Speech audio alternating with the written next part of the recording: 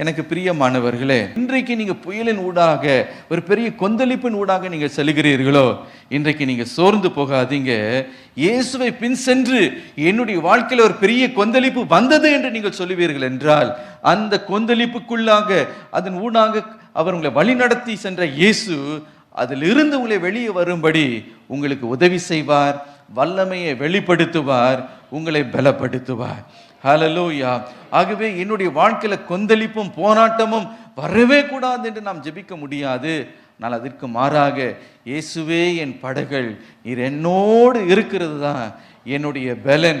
இதன் ஊடாய் நான் செல்லுகிறேன். இதில் நான் என்னெல்லாம் கற்றுக்கொள்ள வேண்டுமோ, நான் எப்படியெல்லாம் நான் பயிற்சிவிக்க வேண்டுமோ, என்னவற்றெல்லாம் நீர் வெளிப்படுத்த விரும்புகிறீரோ அவற்றை நான் கற்றுக்கொள்ள, ஆண்டவரே, இந்த போராட்டத்தை விட்டு நான் வெளியே வரும் பொழுது முந்தின நிலைமையை பார்க்கிலும் இன்னும் பலன் உள்ளவனாக, இன்னும் ஜெப வீரனாக, இன்னும் நேசிக்கிறவனாக, இன்னும் சார்ந்து கொள்ளுகிறவனாக ஆண்டவரே என்னை மாற்றுவீராக.